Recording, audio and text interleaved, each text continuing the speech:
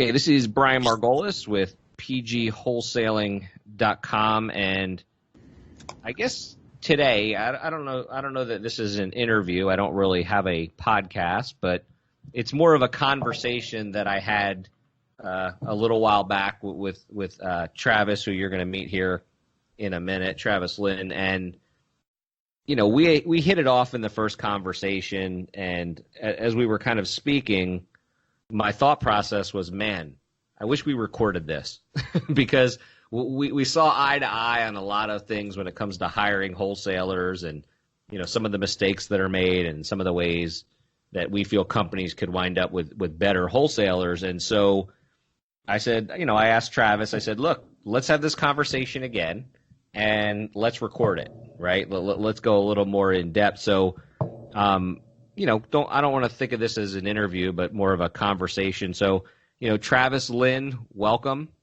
Thanks for jumping on. Well, thanks for having me, Brian. I appreciate it. And I guess a good starting point here would just be kind of your story, right? How did you wind up, you know, with the company you have and the position you're in, and, you know, what's the history here, just to give some context? Sure. No, well, you know, it's interesting how I got into recruiting. It was year of 2003, and you know, it's interesting when you come from college, you graduate college, you know, you don't learn about this type of industry. You kind of fall into it. And many other owners or people in this industry kind of had that same experience. And how I came to it is you know, through some referrals, and got a chance to work with actually just a local recruiting company in the greater Twin Cities, and how I kind of fell in love with this industry is it reminded me so much of what like a sports agent would do.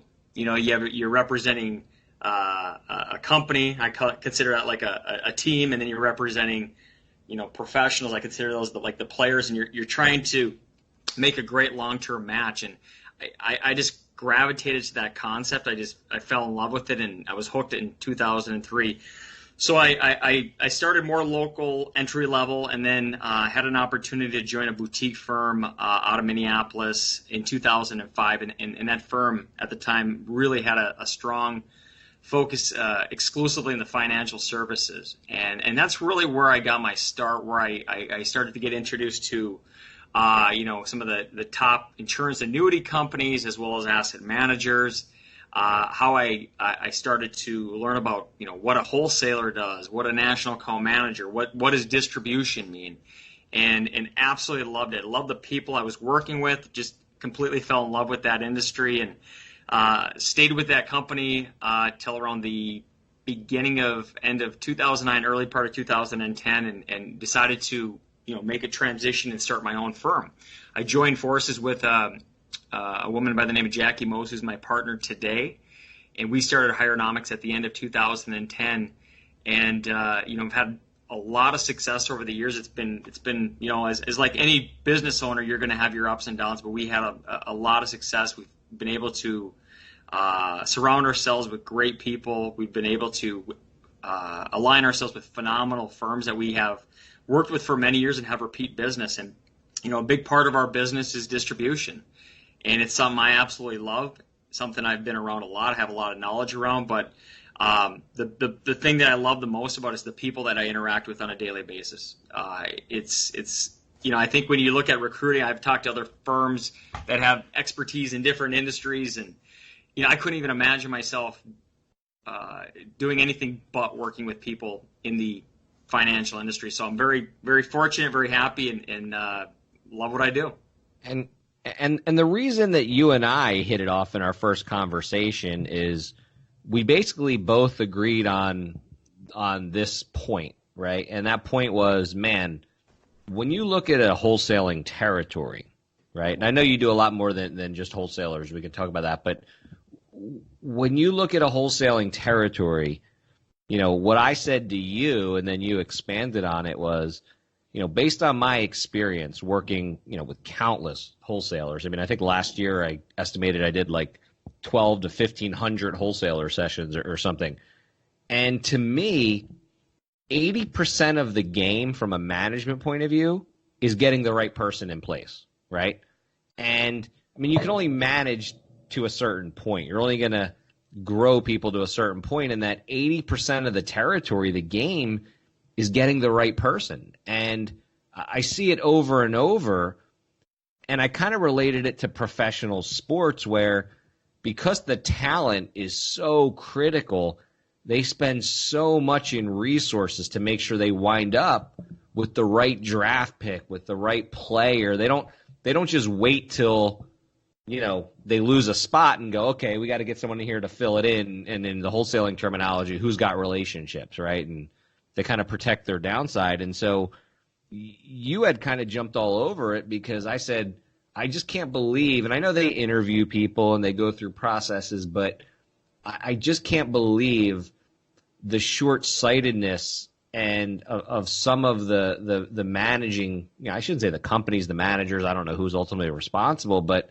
there's such a short-sightedness on getting someone in, getting them in relatively quickly, and just making sure they have relationships. And so, you kind of, please feel free to expand, but to me, it's such a critical factor that I don't think it's taken seriously enough. I don't think enough time and resources are put behind it. No, you're absolutely right, and it's easy. It's self-serving for me to say that every asset manager, private equity, insurance company, or whatever that's looking for talent should hire a recruiter. However, I'm a business owner, and I hire recruiters to help me staff for my firm. And the reason I do that is that, number one, I'm focused in what I do, and that's focusing in the asset management world and the financial services world. That's my day-to-day job. That's my expertise. My expertise is not finding local talent here in the Twin Cities. So I value what a recruiter does for my business, and I'm willing to pay the fee and invest the time as well because invest the money because I don't have the time. And I feel like when you're able to embrace that, you're also able to, where I think managers or perhaps companies are short-sighted is they look at the cost of it, but what they don't realize is that, they're not able to really fully vet the market. And, maybe they catch on to a particular candidate or two that they're really interested in, but I always say, what's the opportunity cost that you're missing out on? If there's other individuals that could have been a better fit, wouldn't you have wanted to partner with a firm that fully understands your business, fully understands the type of people you're looking for, and then can give you a much larger selection for you to vet? And, when I think when you think of the cost in comparison to the cost of a bad hire, how much it costs to get somebody ramped up, and the benefits of a really successful salesperson, I think it can be a bit short-sighted, and they're really not making that true investment. I think could be return a much greater ROI at the end of the day.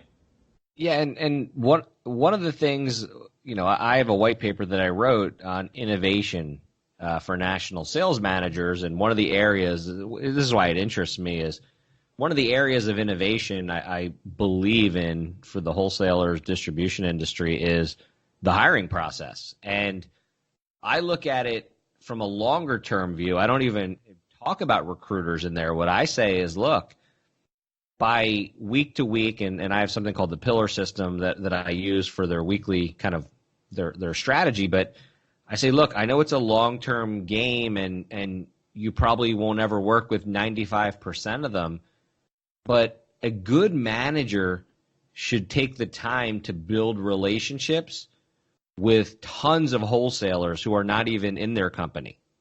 And it doesn't take long. I mean, I only got into the industry, maybe 5 years ago, officially got into it 5 years ago, and it didn't take me long to quickly realize and learn and meet and know who the really good wholesalers are.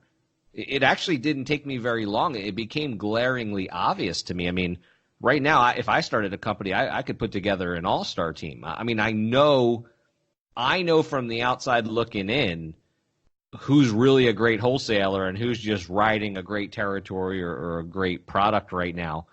And so from a long-term view, if you even leave a recruiter out of it, just the idea of getting to know these people so that when a position is open, you know exactly who you would want in that position. You won't always get them, right? But exactly who you would want. And so that's more of a longer-term view. Now, I'll be honest, most managers will never take that advice. And so they won't make it an intentional thing. They're not going to build up a farm team, so to speak, in their brain. And so I guess the way I look at outsourcing to a recruiter is, you know, I guess that's what you guys do, right? Like, you already are scouting the talent, knowing who people are, even when there's not positions open. Or am I missing the boat on that? No, absolutely. I mean, that's what we do. I do this every day, all day. My staff is involved. We're constantly networking. We're constantly getting people reaching out to us to say, hey, I want to be on your radar. I mean, that's our job, is to network. You know, I want to get back to the point about, you know, management teams and, you know, the comment of being short-sighted. You know, sometimes, in all fairness, I want to, you know, be fair to the manager. Sometimes it's out of their control, though. It's out of their control whether they Agreed. can have the funds. And I've had numerous just tremendous friends in this business that are national sales managers, maybe boutique firms, other firms, and they're like, listen, I would love to work with you, but I can't get the approval from my CEO, or I can't get the approval from my chief operating officer. And you can see the frustration they face because they got enough already on their plate, and then having to go and actually do the recruiting and source and try to find these prospective candidates for an open territory, it can be a lot of extra work, and I see the frustration. And you know, I've come across, you know, some of my clients that have never worked with a recruiting firm, and, you know, at the time, you know, they were a little bit apprehensive, and is it worth the cost and all that. And I can't tell you how many times I've had people come back and say, I will never do this without you now. You made my life so much easier. And that's what it should be. If you're going to, you know, engage any vendor or service provider, it's, at the end of the day, are they returning you a good an ROI on your investment? And, you know, I take that very seriously. And I'll tell you, you know, just to kind of expand upon this, what I look at as success in helping these managers source, find the right candidates, line up the interviews, do the backgrounds, do whatever they need, whatever they want. We give every client the ability to customize the search in the way they want the search to be done. And we put the power in their hands to make those decisions, and we'll align based on that. Travis, if you don't mind, let me cut you off there, and just throw in a point before I forget it, honestly, about return on investment. Again, in a little bit here, we're going to talk about not hiring a recruiter. I want to help them with that as well. But return on investment from a number standpoint, I mean, I understand the basics of your pricing, and I know what having the right wholesaler in place does. You know, there are certain relationships, you know, key relationships that the right wholesaler has that will get them their money back and then some, you know, within a very short period of time. So I don't think ever anyone who actually does the math, I don't think is going to have a return on investment problem.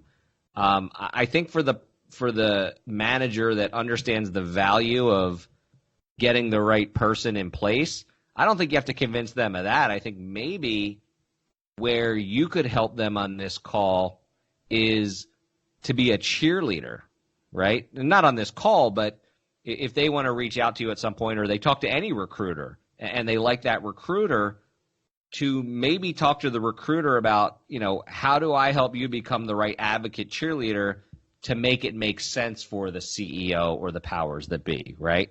Mm-hmm. I mean, sometimes that might be the best thing you could do for them, is help them make their case. Absolutely.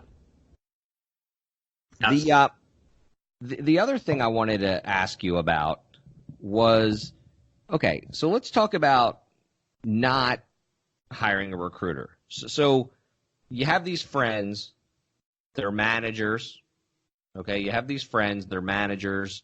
They would like to hire a recruiter. They understand the value. It saves them time. They can focus on their work, but they're stuck. They're not allowed to hire a recruiter. The powers that be won't allow them to do that. Any tips on, okay, you're going to have to do this all yourself, right? If I had to give you some advice, here's what I would tell you. Like, don't do this, or make sure when you're interviewing, any advice, pretend you're training them on how to recruit the best. Well, like what process do you go through that they might be able to do at some level? Yeah, well, the challenge they'll face is that the process my firm goes through is incredibly extensive in that we clearly, being in this business long enough, you get to know a lot of the players out there. However,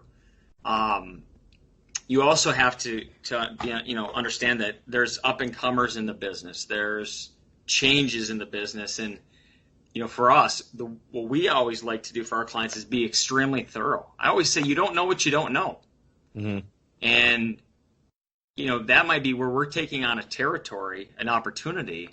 And, where some firms may have 10, 15 people that they want to call that are in their database for that opportunity, which absolutely, we use our database. We rely on our networks and relationships, but the firms are paying us a good fee. And I feel like we have to be incredibly thorough, and we need to give them the opportunity to experience that market and to evaluate that market. What they may have thought was the ideal candidate may have changed once they've had an experience of seeing more candidates. Now, I'm not suggesting that we're going to put 25 people in front of them because ultimately they're paying us to save them time. Right. What I'm suggesting is when we start a search, we may have 250 people on our list that we're going to be calling. And, to give a manager advice on how we do it, I don't think they would have that time. Okay, so let's look at it a little differently then. What are the biggest when people hire themselves? What are the obvious mistakes you think they can avoid? Let me give you an example, right? Because I want to be able to, people listening, I want to be able to help them too, even if they don't wind up using a recruiter. And so now listen, I'll be honest. I don't know much about the recruiting world. I wouldn't sit here and say you guys are the best recruiters in the world. I don't have anything to compare it to. But I will tell you this, and it's the reason we're talking.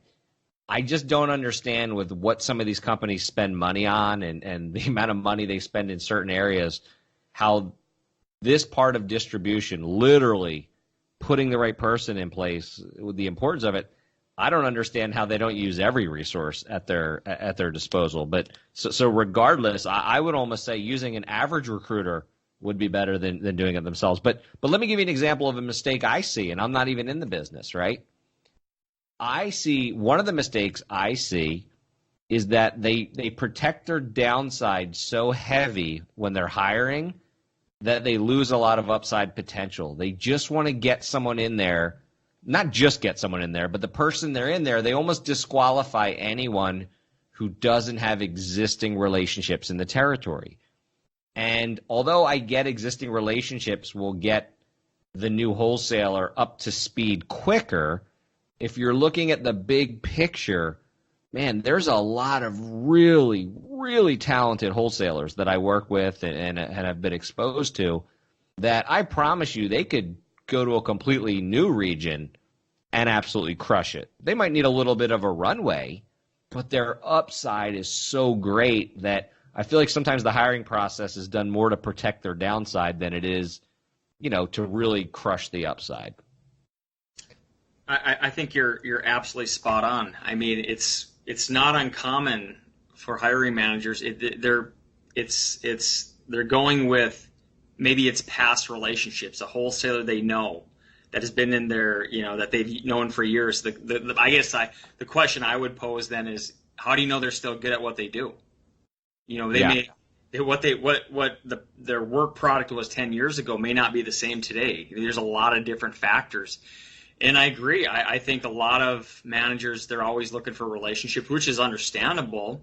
However, I feel like if you're really trying to think long term, and again, every company's got different goals. I mean, that manager might be under significant scrutiny from their executive leadership that we need to produce a certain amount of business within a certain amount of time. And they're thinking, well, the best way to do that is I got to find someone that has those instant relationships. Right. However, if a company's really forward thinking, they're looking at the best talent. But they're not only looking at the best talent, it's the work that they do on the front end to really think through their business strategy. What's our goals? Based on the analytics and the information we have, what's the audience we want to target? How do we want to be known in the marketplace? How do we want to brand our business? And then based on really working through those particular questions and scenarios, I think it gives you a better set of information to make a good decision on what type of people you would want in your organization. I think it starts there, really, because I don't believe every wholesaler, no matter if he or she is a good wholesaler at XYZ company, necessarily will align with that other company. Yeah, and I'm a firm believer in that.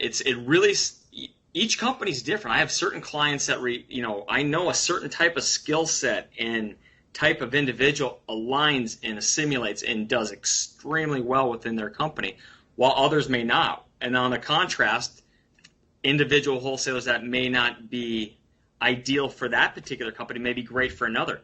So I think it's incumbent upon the recruiter or the manager to truly understand their business, their value proposition, how they want to be known in the marketplace, the audience they want to target, and then try to find the right talent. But if they can, take a long-term approach to this, and really look for the best talent.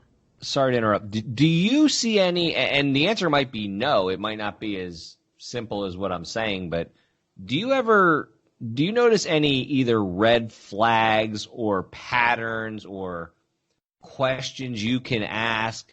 Because I was talking to a divisional sales manager who I respect a lot a couple of days ago, and he was telling me about a hire he made about 2 years ago that, was a disaster, because what he said was, look, there's no doubt in the world that I hired the best wholesaler. He goes, the problem is, and I should have known this, and he told me a couple of reasons why. He said, I should have known when I talked to that person, if I had done my homework and thought it through, that they had no plans of being here 2 years later, right? And so I would think a challenge for hiring managers or just managers or recruiters, anyone, is how do you know, and I know it's not 100%, but how do you know that someone's going to be, like you talk about the company fit, will they be there a year, 2 years, 3 years from now, or are they just going to jump the second they see the grass is greener? Right. Do you notice that with older wholesalers, younger ones? Is there red flags? Is there things to look for? Yeah, that's a great question. I mean, I think it's a unique situation where it's case by case, right? I mean, I think at the end of the day, you have to ask yourself, how do you make the best decisions? Well, it's based on getting the right information and thinking it through, and then ultimately making the best decision for the company. And I think what happens is where people tend to make mistakes, and again, nobody's perfect, no one bats 1,000 in this business, but they may see an individual that's come from a top tier firm and instantly think that person is, wow, if we can get that individual, there's no question they're going to be successful. But where they may have fell short is, first of all, I think identifying the value proposition your company's offering, sharing I think it's being transparent with candidates on the front end about what you're trying to accomplish, the goals of the organization, even the challenges. Let's face it, no company's perfect. But I think when you're going into a recruiting situation, of course you want to sell somebody on an opportunity, but I think there's an appropriate way to do that, and that you clearly inform the individuals you're trying to recruit about what they're getting into, the good, the bad, and the ugly. I think it's really important that you're very transparent. In return, though, I think it's important that you're really digging into the motivation of that individual at the very time you're talking to them. But now what I mean by that is, like I said before, what you may have thought as a great wholesaler 8 years ago may not be the case today. Things could have happened in their life. They could have gotten married, could have gotten divorced, they may have moved, maybe they've had health issues. There's a lot of different factors that come into play. So how do you deduce what's the right fit? And I really feel like the people that are not making emotional decisions but making factual decisions, meaning like the wholesalers. If you see someone in a situation where they're not employed or they're in trouble, are they making an emotional decision? Are they really, is this the right organization they're looking for? Two, another example could be, what's been the tenure of that individual? Have they, if you look at their history and they've moved every 2 or 3 years, why? What's caused that? Is it because? And I think you have to be fair to every candidate and understand why that is. Sometimes there are reasons. There are reasons, absolutely. But then sometimes you get people that are simply, in the past they used to be known for jumping for guarantees. Now that still can be the case. I think today you're dealing with a unique generational differences where I think maybe your baby boomers in different generations in the past might have been more loyal, and then we're facing it right now where you're seeing maybe a younger generation that says, I want to try different things, and they're maybe not willing to be as loyal to another company. I always like to look at their history, like it's starting even from who they were as when they were growing up as kids. Where did they come from? Did they ever face adversity at any point in their career or life, whether it was sports, school, things like that? Because I think that's the true judge of anyone is, it's easy to be happy and be a great person when things are going great, but how do you handle adversity? So I like to look at the history of an individual, try to understand their decision making, try to understand, objectively what things they went through, and then that just gives you more information on making a better decision. At the end of the day, they still have to be able to build relationships. They still have to, have a tremendous amount of drive and determination. They have to be presentable. They have to be a great communicator. I mean, those things have to be the musts that are part of this job. But I think if you look at other signs that I've described, it can give you a better picture as to, is that person going to be the right fit? And I just feel like that's why you can't rush into these things. You got to take the time and you got to get to know each of these individuals and be disciplined to what you believe fits in your company, right? I mean, for example, some money managers, they say, what, our process is we need people that are just going to be super active, high energy, a lot of meetings, banging doors down. That's our MO. That's the type of people that work here. All right, so stay disciplined to that. What works within your company. Whereas on the alternative, there's another company that says, no, we have to approach things a much different way. We have to be more consultative. It takes a little bit more time. We're going after different audiences. The types of products we're selling are different and more complex. So all those things can weigh into how you evaluate and try to find the right person that fits your organization. Now, and you don't have to give away any secret sauce, or maybe you're going to tell me, no, these things don't exist. They only exist in people's minds. But do you have any really kind of go-to questions?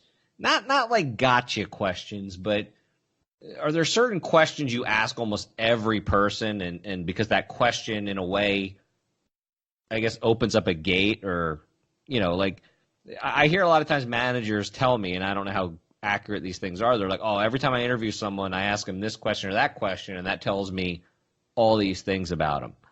And you don't have to, again, I'm not here for your secret sauce, but do you have questions like that? Are there any you'd like to talk about, or do you not believe those exist? No, I mean, I think there's a lot of questions that you can ask to gain additional insight. What I like to personally do, I mean, this is the one thing that's I feel at times is being lost in the recruiting business, is that it's building relationships still. I think like any innovative company, you're using technology to connect with people and all that stuff. But at the end of the day, it's relationships, and it's getting to know people. And I'm a firm believer in that. We're very much old school at our company. And what I like to do is I like to just ask some open-ended questions just to get people talking. I want to know about themselves. I mean, I don't want to know just about what they're doing in their work. I want to know what are they doing outside of their work. What are they passionate about? What drives them? When they grew up, did they have a job? For example, when they were in college, were they working to pay for college, or was college paid for them? Right. I want to know. And you know what? I want to be able to be a great listener. I want to hear how they talk about their company. For example, one major, in my opinion, one major issue, turnoff, if you will, is when I hear someone consistently bashing their companies. And I just feel like I look at that and I feel like they're putting the blame on their company rather than owning it themselves. And I like to let just people talk, and sometimes they talk themselves out of a job. And I think if you it's true. And I love the opportunity just to try to understand what's behind the curtain, what motivates someone, how do they in this career, why do they do what they do? Are they doing it just for money, or are they internally motivated? And what I mean by internally motivated is they take so much pride in what they do that that's their number one goal is whether it's I'm going to do an amazing job for my clients, I want to be known as this in the marketplace. These are the things that matter, and if I do these things exceptionally well, the byproduct is going to be career success, money, all those other things. And I really do. I try to understand what motivates each individual, and sometimes it's just strictly money, and that doesn't mean that someone's not going to be good at what they do. Oh yeah, no. But I feel like you have to find someone.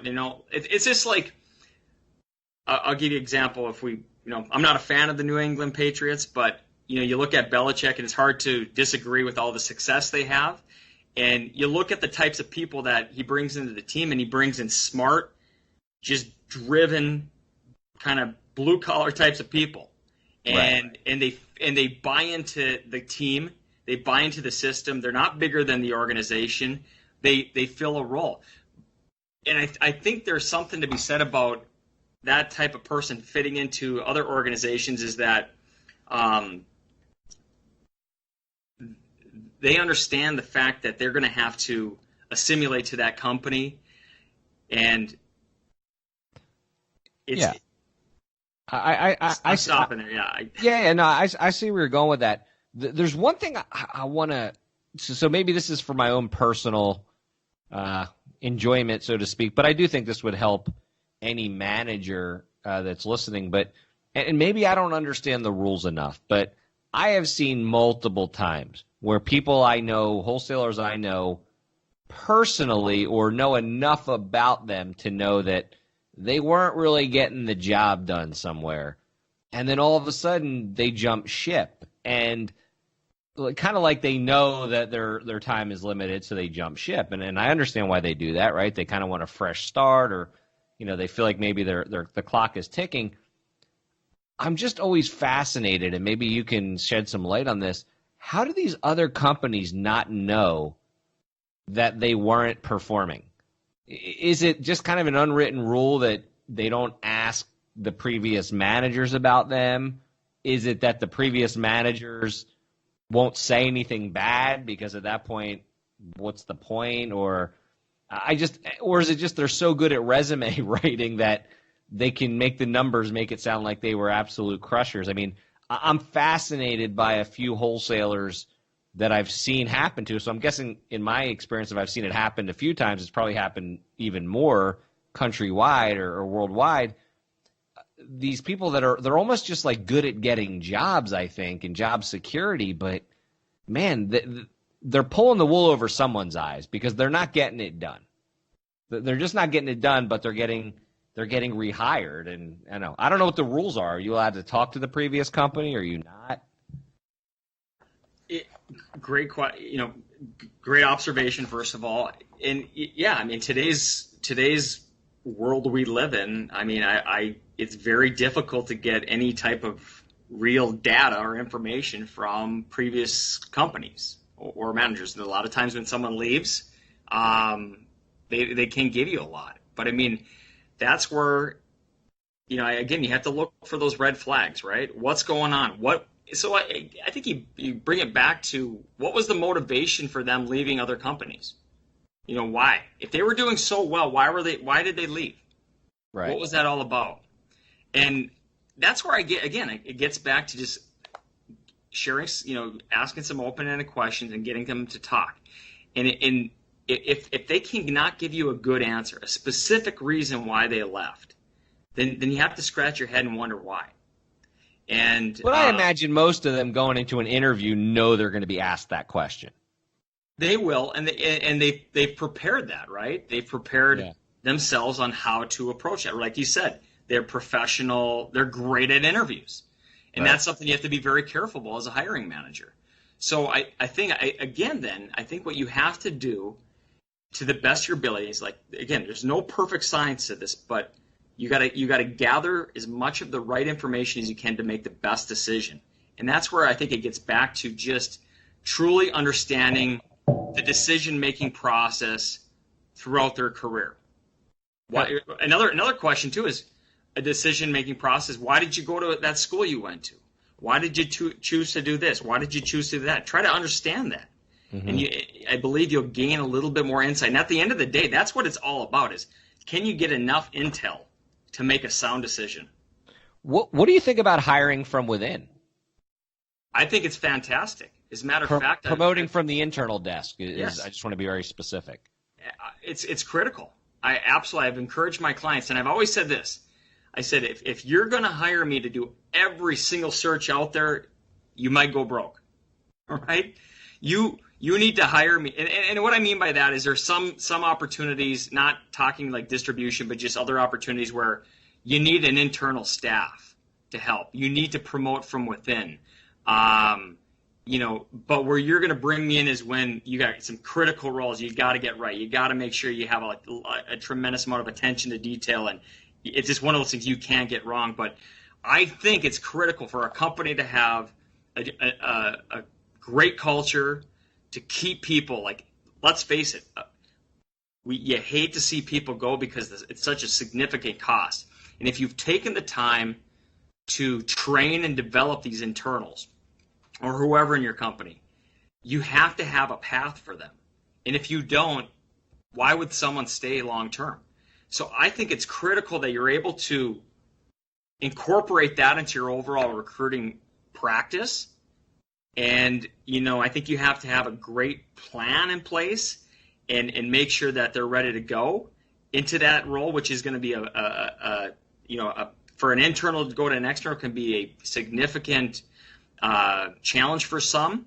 But if you've put them in enough situations in their current day job, whether it's you're letting them go in the field from time to time, you're giving them that experience so that it's not completely new. I think that's important. So to answer your question, it's critical that companies are finding ways to promote those that are achievers and that are loyal. Is it? And again, this is my pure ignorance, and it might even be illegal. I don't even know. I don't know labor law and stuff like that. But more importantly, my question: is it unethical to reach out to a recruiter like yourself before letting somebody go? In other words, you basically know this person's not getting the job done. Is it unethical, in your opinion, for because sometimes I hear things about like fairness and this and that, and then other times I hear that, it's a free market and, businesses start taking the risk. I hear different points of view. Is it unethical for them to reach out and say, look, we got a guy that's stumbling a little bit and we're not sure if we're going to keep him or not, or if he doesn't turn around, and, kind of start engaging you? That's a great question. Obviously, and I hope I'm not putting you in a bad ethical spot. Questions can be, tough to answer. I mean, I personally feel like if I'm the hiring manager and I'm in their shoes, I want to give that particular salesperson every opportunity to be successful. Of course, I'm already past that point. Yeah, right. And if you've done that, if you've allowed them that opportunity, and they're still not, whether it's putting in the work or they don't have the ability to do this, then no. I think, first of all, I would say the hiring manager hopefully has a really good relationship with that recruiter, that they trust them, and that recruiter in return respects the confidentiality. Of course, yeah. So no, I mean, because what they're ultimately trying to do is give that recruiting firm a head start on what may be coming. Right. And as a recruiting firm, and again, these are just my own questions at this point because I'm fascinated. Do you kind of already have a number of wholesalers that you already think like, man, they'd be great fits for certain companies so that, I don't want to say bias because I don't think it's a bad thing, but you have enough relationships at this point with wholesalers where a company calls you and you kind of go, look, we're going to go through the process, but there's already 2 people I'm thinking of right now that if they are interested would be home runs, right? Or doesn't it work that way? Oh, no, it does, but it depends. There's a couple different scenarios here. So, for example, if it's a company I don't know and I don't have knowledge of, the way they approach the marketplace, strategy, culture, all that stuff, then I think it'd be a little bit premature for me to say, yeah, I got a couple people that'd be perfect because I really don't know. That's where I think any good recruiting firm, if they're going to be successful as a partner, they need to know that company inside and out. Now, on the other hand, if it is a company that I have a great deal of knowledge about, I've worked with, absolutely. I might say, hey, listen, you know what? I'm going to do a thorough job for you. You're going to give us a little bit of time to vet the market appropriately to see what might be out there, and there may be some people that we didn't expect to be even open to moving, and they are. But I do have a couple people that I know are going to be front runners for this, and we will definitely include them in the search. Got it. And what about, and again, maybe this is my bias because I come from outside the industry, but what about hiring from outside the industry? Do you just think at this point that's just too risky for a hiring manager? It is a big risk. It doesn't mean it can be successful. I think it depends on the company. If you look back at years ago with Hartford, they used to hire a lot of pharmaceutical sales guys. They'd hire a bunch of young, just hungry, driven sales professionals, and a lot of them turned out to be when they were Planko. Yeah, absolutely. And they were able to find a lot of tremendous talent that navigated into the business. Yeah. The absolute, and to me it's obvious, but I've had a long relationship with them, but the absolute best wholesaler I've ever come across, bar none, without even all right, there's some close seconds. I've been impressed by a lot of people, but he actually came up through that exact path you just talked about. He was from the outside, but he was the right person, but here's what's funny. And we talk about the risk, although today any company would kill for someone like him, it took him, and he'll self-admittedly, he 7 years of mediocrity before he decided to become a great wholesaler. And then when he decided to become one, the lights were out, right? Lights out. But sometimes I look around and, being someone who works inside and outside the industry, knowing a lot of entrepreneurs and salespeople, there is so much talent out there that sometimes people who are kind of born in the wholesaler bubble think that these compensations are normal and maybe they don't appreciate them as much. But, for the money that some of these companies are paying, and even in the age of compensation coming down, compensation is coming down within the industry, but the compensation is still pretty darn good, right? For what is essentially, an external salesperson. And again, this is just me going on, but God, I know so many people who would absolutely crush wholesaling, but unfortunately we'll never get the opportunity. And maybe that's just my own, bias. Kind of like the NFL recycling all the same coaches over and over again. But anyway. Well, I think you bring up a really interesting point, and I think one way to perhaps again, it's about mitigating risk, right?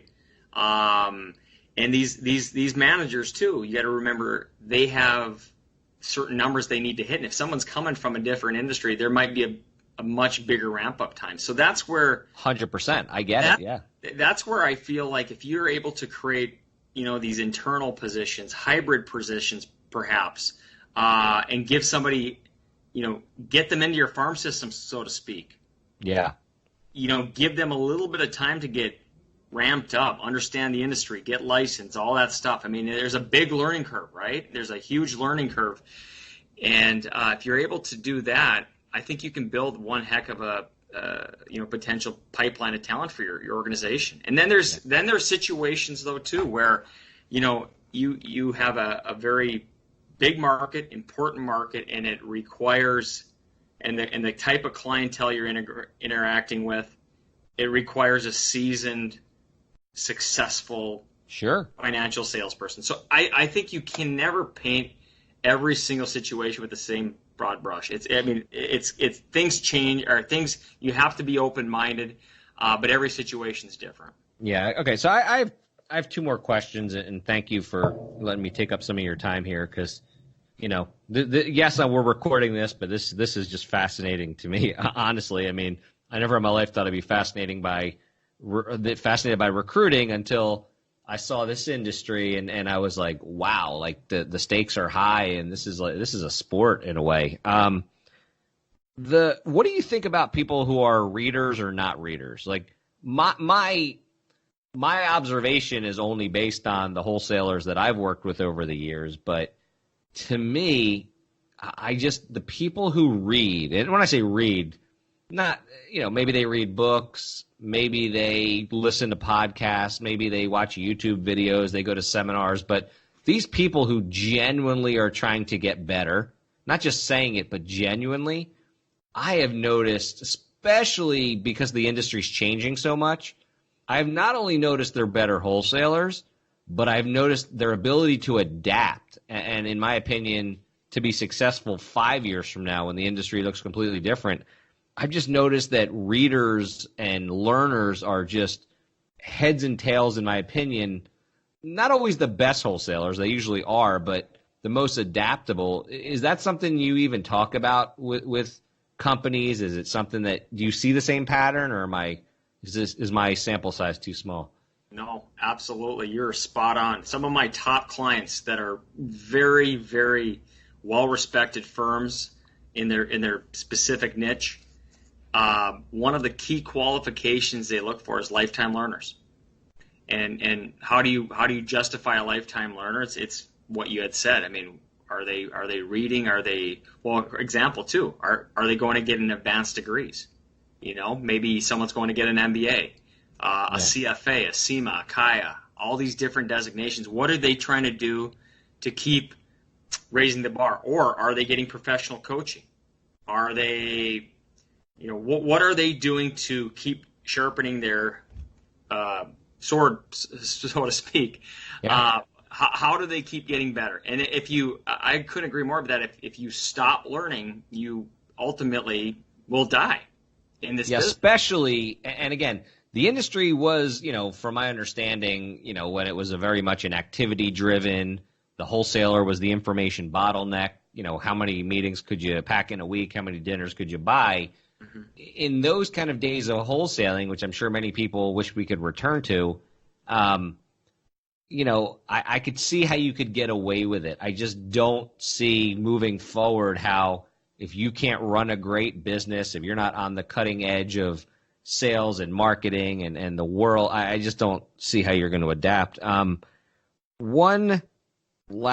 the absolute last question, and this might be a very short answer or it might be a long answer. Is there anything you wish I had asked you about or we talked about? Anything I missed? Because again, this isn't my industry. Like, did I miss something major or that you would want managers to understand about hiring? That's a really good question. I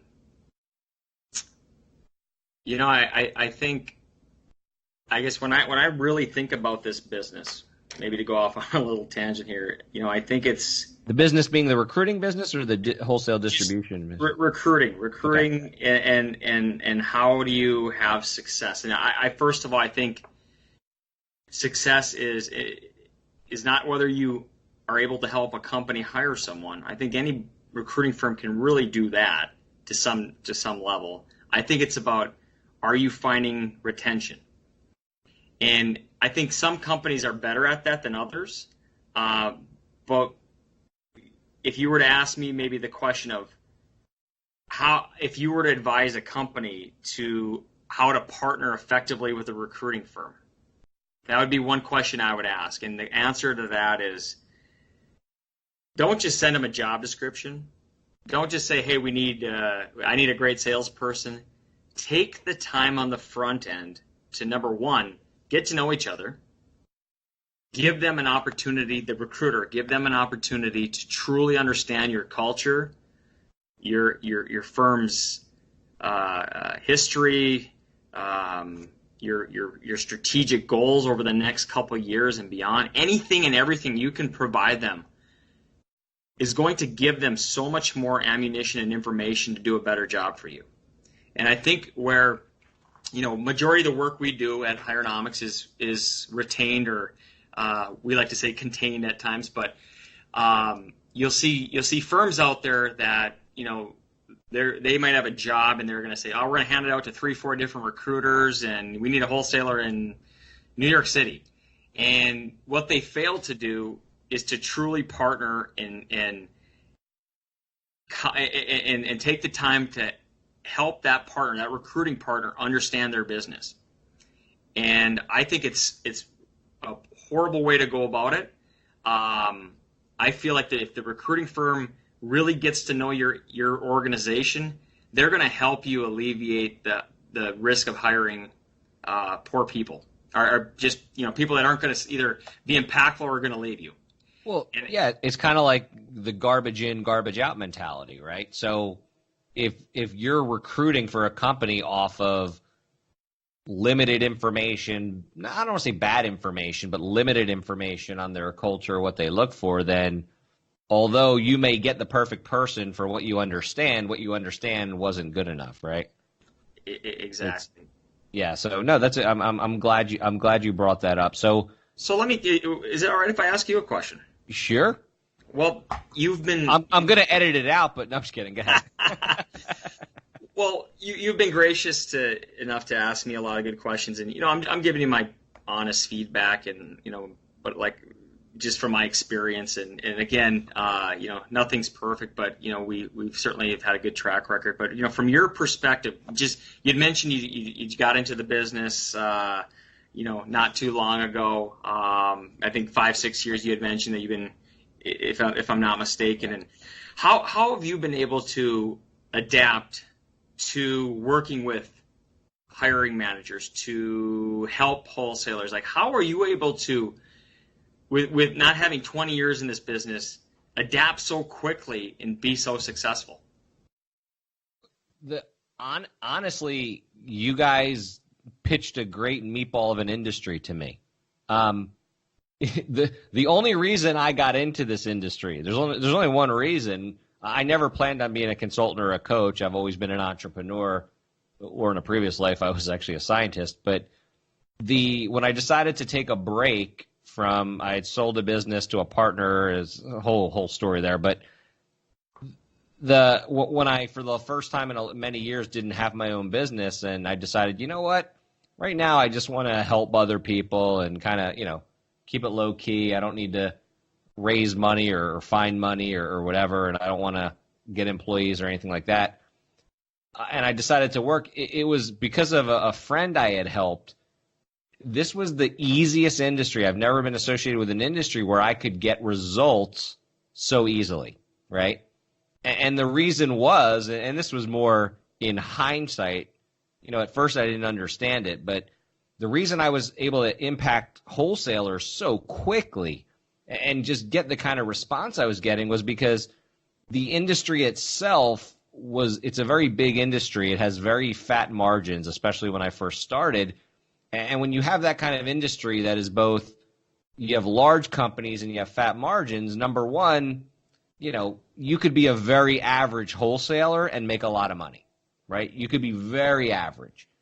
And the second thing was companies, just because of the size of them, they just didn't adapt very quickly. They turned like cruise ships. And so when I applied what I thought was just entrepreneurship 101, business 101, how to make money, and I applied it to this industry, which I later learned was, more of a professional visiting industry that was in the process of changing, I just started getting results. And again, I don't think it's because I'm a genius. I think it's just because this wasn't the industry, although they said a lot of the right things, very few wholesalers actually ran their business like a business. Most of them were just very meeting count, relationships, meeting count, relationships. And so, honestly, it was very easy. To me, it was, I'm a basketball player, not a very good one, but I'm barely 5'8", and, to me, if I went into another industry, I'd be playing against 6-footers, and here it was like playing basketball against 10-year-olds where I could block shots pretty easy. So I really just think it was the right fit at the right time. It was, and as you know, innovation is usually applying stuff from one industry to another, right? Right. Something that was commonplace in one. And so in a way, I got lucky. I had these skills that I thought everyone had because everyone, in my eyes, I always think of everyone as an entrepreneur, and I applied it to this industry, and it was like, oh my God, here are people making a lot of money trying to get better, and they don't even understand just basic stuff. So anyway, I think it was more of a great mix than any genius that I had. And so you've entered the industry. Was it 6 years ago, Brian? Well, okay, so I officially started taking on clients right at the end of 2014. Okay. But I had been exposed to the industry for 3 years before that because I helped a former business partner of mine just out of pure help. He asked me to look at his business, and I helped him absolutely crush it over the next few years. And, it was just so I had like this lab, if you will, where I was just helping 1-2 individuals knock the cover off of it. I had no goals of working in the industry. It was only after I sold the business and had been looking around and tried something else, did a little investing and things like that. And I said, you know what? I know I can repeat what I did for that person. And so that's when I formally started helping wholesalers. Interesting. It's not to take too much of your time, but it's an interesting time we're in because when I got into the business in 2005, we were doing really, really well, and I'm glad I joined the industry at that time because I was able to experience the market crisis of 2008, 2009. I think 2009 I was basically a full-fledged career counselor. There was not a lot of hiring going on that year, and but I'll tell you, I took so much away from that just because you're really able to just get to know people, build relationships, help people. Whether it was maybe not helping them find a job, but just keeping them positive and having genuine, authentic conversations. And I look at that, and you look at the time, I think I know there was a lot of people that were very concerned about the business. Are there going to be wholesalers? Is the industry changing as before our eyes? And how are we going to adapt? And what's going to happen? And at the time there was a lot of people making a lot of money, and all of a sudden that went away. And then you start to see the years go on, 2011, 2012, and beyond. You start to see some growth again. And I've come to realize that this industry is so resilient and so innovative. However, my question, I guess, what I'm trying to get to is, now we're in a unique time in the marketplace. We have so many unique disruptions going on. How do you see the role of the wholesaler playing out in the future? So, yeah, I don't think this is a cyclical thing. I think, look, sunlight is the best disinfectant. And I don't mean that in a condescending way, but the fact that there's now more transparency than ever on the financial services industry, there's no way they can undo that, right? You can't undo the transparency that is now accessible to people that was never accessible before. And so there is going to be a race to the bottom in terms of fees, right? There's just nothing you can do about it. Now, I know these companies are innovative, so they will come up with more premium products and things. So, I don't think we're like crashing towards zero by any means. But I think the way the industry is going to change at its most simplest form is I think you're going to see wholesalers as you know, and I don't know if we'll be calling them at wholesalers at that point, but you're going to see two things change. The external wholesalers are going to be, the companies are going to have to move to what most companies outside of the industry have already moved to, which is you're going to have a more inbound lead generation kind of model where you're going to generate interest in leads, and then the external wholesalers are going to work more like kind of hired assassins they're going to have bigger territories, and they're going to be more focused on less offices and less teams, right? Like if I'm going to visit you in person, there's a reason, right? You're a big producer, or there's a reason to go see you. There's no one in the world that in 2019 here is going to say, okay, we got to sell these products now. Let's send someone driving around in a car knocking on doors, right? Buying dinners. It's just not going to happen. So I see bigger territories. I think the best wholesalers are going to be just fine because they're going to wind up with bigger territories. They're going to be able to cherry pick who they visit. And I think from a company standpoint, you're going to see a lot more companies. The internal desk is the future of wholesaling, okay? The internal desk is no longer going to be a overpaid or highly paid, I should say, not overpaid, highly paid administrative support function, all right? The internal desk is going to have a separation of powers, and that separation of powers is going to be you're going to have actual admin support staff, and then you're going to have actual internal salespeople who can sell from a distance, who can build relationships from a distance, who can provide value from a distance. And, you know, I just look at my own career. I've never met 90% of my clients, right? You know, I generated my clients with marketing, with cold emails and things, use that marketing to give them a little information. They look at the information. I follow up. I get them on the phone. I give them my value proposition over the phone. They give me their credit card if they're interested, so to speak. And then I work with them from a distance. I deliver all my value from a distance. I use technology. I record things. And the financial services industry is just behind every other industry on that, but that's where it's going to go. You're going to have the separation of powers. You're going to have external assassins, so to speak. You're going to have these internal desks that are broken up into true sales roles and true support roles. And, you know, it's just going to cost too much for companies to send people around on, 25 meetings a week just to keep activity up. Oh, makes sense. That makes sense. Any other last questions for me, Brian? Nope. I'm good. And I know you do other services too beside wholesalers, but I wanted to focus. You do all financial industry stuff, right? Yes, we do. But I mean, we do try to stay very focused and niche. So I mean, we're definitely focused in the wholesalers, national accounts, and the managers all the way up to your heads of sales. But our business has evolved as well. And one thing that I've seen is that there's a demand for more specialists to some degree, whether it's your client portfolio managers, portfolio specialists.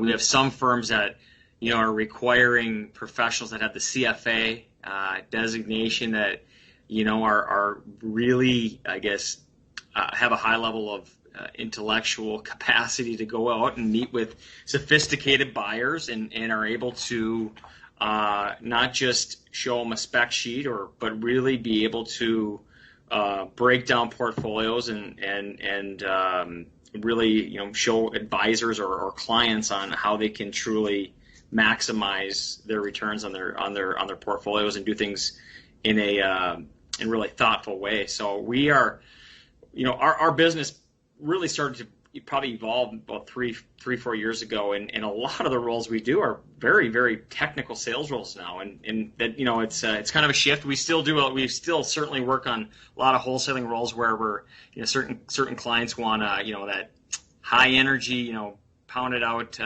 25 30 meetings a day, but still have that polish. But it's definitely evolved and changed, and we've had to do that as well. Awesome. Well, listen, Travis, thanks for the time. I think a lot of people are going to get a lot out of this, and I think we'll end it there for the sake of brevity. All right. Well, thank you so much.